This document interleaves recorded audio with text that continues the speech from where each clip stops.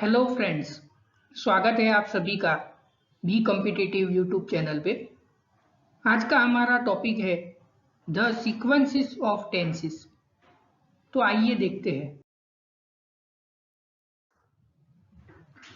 तो the sequences of tenses क्या है, तो उसके पहले हमें एक जो प्राइमरी क्लॉज है और डिपेंडेंट क्लॉज या सबऑर्डिनेट क्लॉज है वो क्या है वो समझना होगा।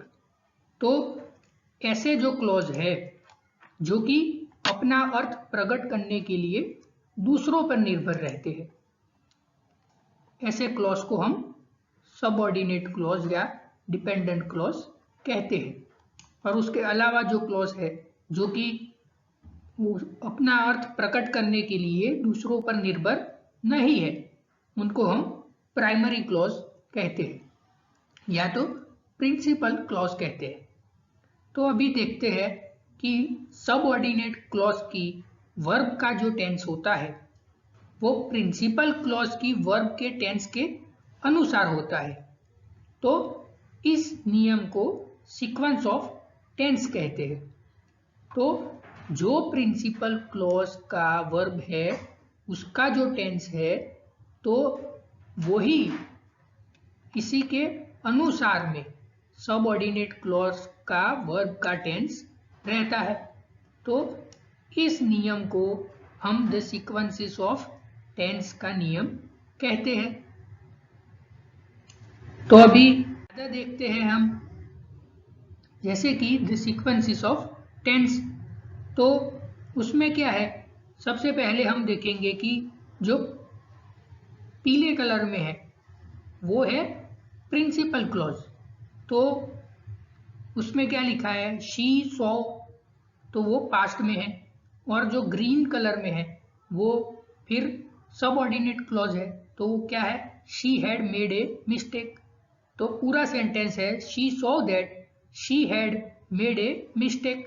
तो आपने देखा कि ये जो प्रिंसिपल क्लॉज का जो वर्ब है उसका जो टेंस है उसके अनुसार सबऑर्डिनेट क्लॉज का वर्ब का टेंस रहता है।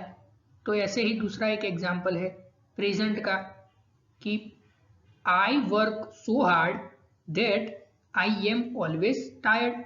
तो इसमें भी जो प्रिंसिपल क्लॉज है और सबऑर्डिनेट क्लॉज है उसके वर्ब ऑफ टेंस के अनुसार है।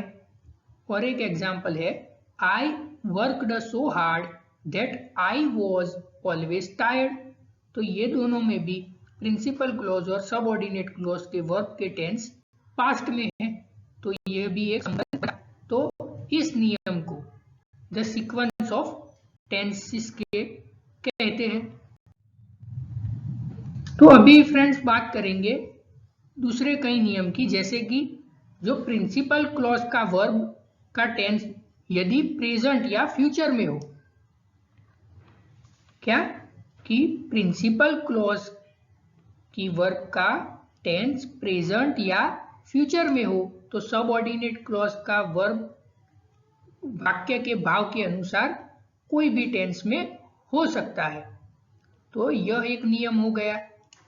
तो उसके एक एग्जाम्पल देखते हैं, he thinks that he wrote a letter.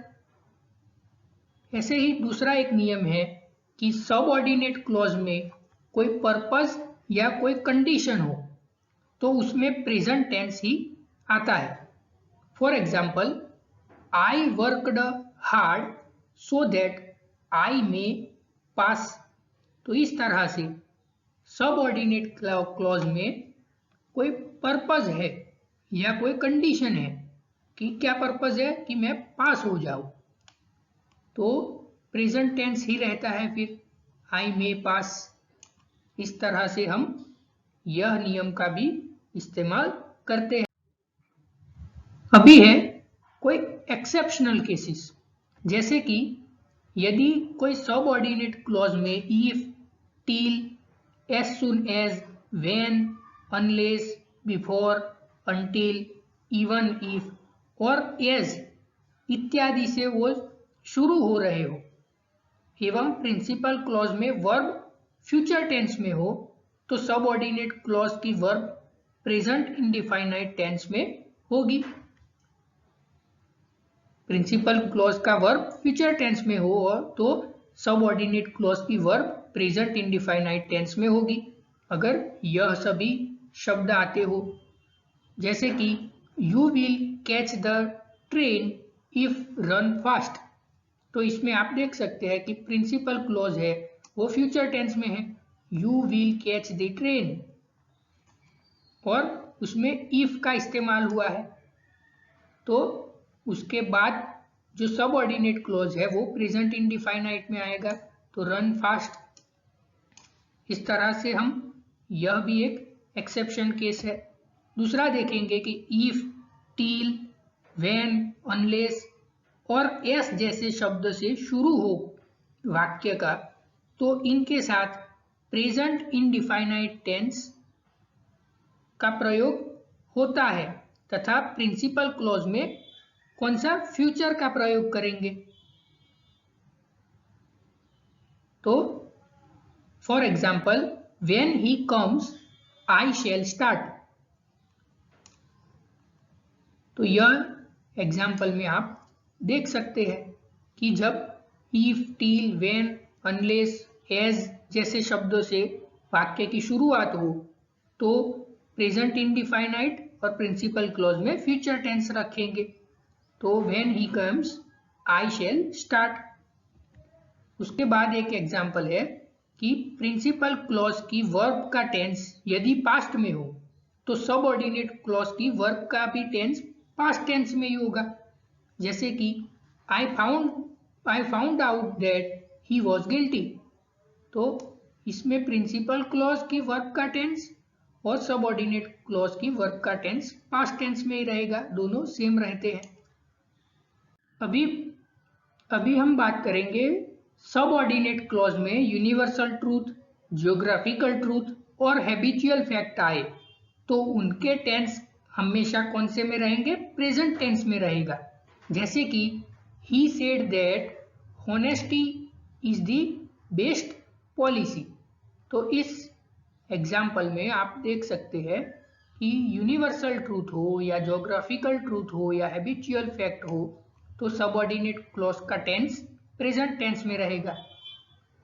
उसके बाद एक और नियम है कि लिस्ट के साथ शुड या माइट का प्रयोग करेंगे और एज इफ, एज दो के साथ वेयर का प्रयोग करते हैं।